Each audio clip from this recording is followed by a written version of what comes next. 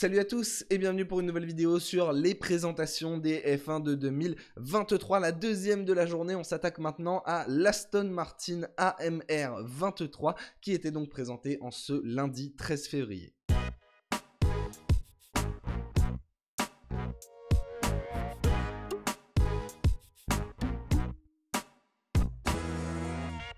La troisième Aston Martin depuis leur arrivée quasiment en Formule 1, il y avait eu quelques courses en 1959 et 1960, mais leur vrai investissement en Formule 1 remonte à 2021 et l'arrivée de la marque par le biais de Lawrence Stroll qui a à la fois racheté l'écurie de Formule 1 Racing Point et est devenu actionnaire majoritaire d'Aston Martin, fusion entre les deux pour créer une écurie britannique dont le charme n'a peut-être d'égal que ses ambitions. Le but est clairement affiché, c'est de devenir champion du monde le plus vite possible. Et pour cela, ils se sont donné les moyens de leurs ambitions puisqu'ils ont pallié le départ à la retraite de Sébastien Vettel par le recrutement de Fernando Alonso, double champion du monde en 2005 et 2006. Ça commence à remonter, mais qui semble ultra motivé par ce nouveau projet et prêt à travailler avec Lance Stroll, fils du patron, et peut-être le seul pilote sur la grille qui dispose d'un CDI. En tout cas, on n'a pas d'informations sur son contrat, mais il continue avec Aston Martin et pour un petit moment, on peut l'imaginer. Un duo de pilotes exceptionnel si on en croit Fernando Alonso qui estime toujours être au top de sa forme et qui a dit de Lance Stroll, grosse surprise, qu'il était un potentiel futur champion du monde. À écouter le taureau des Asturies, on a l'impression que ça y est, c'est déjà cette année qu'ils vont aller chercher le titre. Et tout le monde au sein de l'écurie, à l'image du directeur technique Dan Fallows, se montre extrêmement optimiste. Et l'ambition, on l'a entendu pendant toute la présentation, qui était très Aston Martinesque. Forcément, il fallait d'abord entendre le grand patron, Lawrence Stroll, puis le patron de l'équipe, Mike Krack, puis ensuite les pilotes.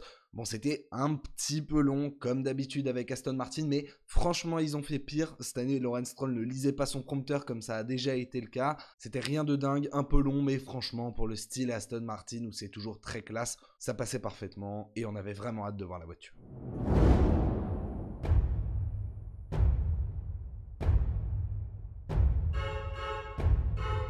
Et ça y est, là voilà la nouvelle Aston Martin AMR 23, parce que oui, vous allez être déçus un petit peu de la livrée sans doute, je l'imagine, mais il y a énormément de choses à dire sur le plan technique puisqu'on nous a présenté la vraie Aston Martin pour cette année, en tout cas celle qui roulera à Bahreïn, c'est ce qui avait été annoncé.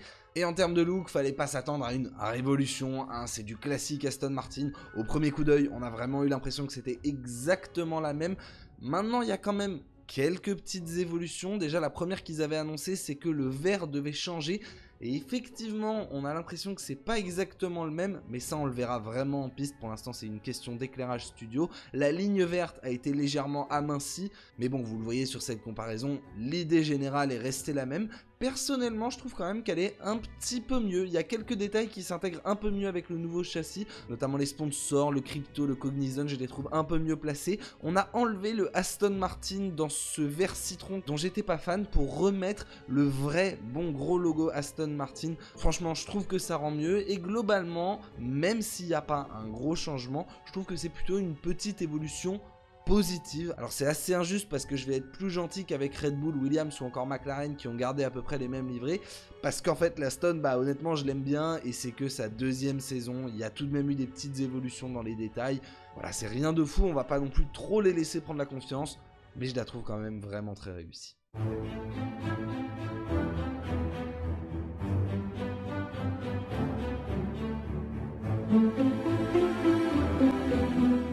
Maintenant, ce qui nous intéresse vraiment aujourd'hui, c'est l'aspect technique avec une voiture qui n'a rien à voir avec la MR 22.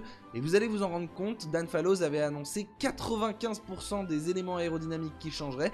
Je suis pas loin de dire qu'il a pas menti. Bon, forcément, il a sans doute exagéré un petit peu. Mais déjà, si on se penche sur l'aileron avant, première chose qui frappe, le museau n'est plus rectangulaire comme il était un petit peu avant. Il a été arrondi au bout, puis un petit peu épaissi par la suite. Il s'allonge. Bref, c'est plus une barre posée comme on avait avant. Les flaps horizontaux, eux aussi, ont été retravaillés dans une forme extrêmement particulière qui bougera selon les Grands Prix. Il y aura des configurations spécifiques, bien évidemment.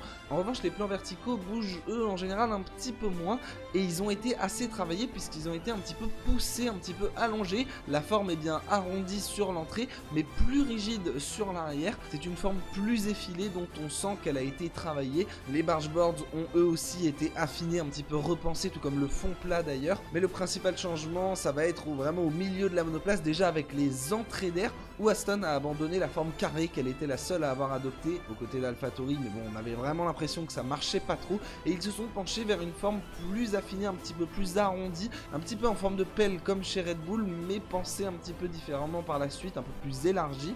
Et l'élément peut-être le plus frappant, c'est au niveau des pontons. Bon, ce n'est forcément plus la philosophie qu'on avait en début de saison l'année dernière qui a été vite abandonnée, mais ce n'est plus non plus celle qui avait été entre guillemets plagiée sur Red Bull pour le reste de l'année. C'est une toute nouvelle philosophie qui personnellement me fait un petit peu penser à l'Alpine, mais en tout cas on a un plan très droit, un petit peu comme sur la Ferrari, mais qui va bien redescendre énormément vers l'arrière, sachant que ce plan forme également une sorte de bassine, alors pas aussi massive que sur la Ferrari, mais beaucoup plus affinée pour faire passer l'air en dessous. Il y a toujours des ouïes de requin, mais qui ont été un petit peu relevées. L'année dernière elles étaient placées un peu n'importe comment, là elles sont vraiment dans la ligne du capot moteur qui lui aussi a été retravaillé. On retrouve vraiment la séparation entre les pontons et le capot moteur comme on voit chez beaucoup d'écuries cette année, mais il n'est pas aussi massif que sur d'autres monoplaces, il est un petit peu plus affiné et semble légèrement redescendre vers l'arrière. Enfin pour l'aileron arrière vers lequel justement il se dirige, il a l'air aussi d'avoir une forme assez particulière qui a été retravaillée, mais je vais pas m'étendre là-dessus parce que vous le savez, on en a déjà parlé,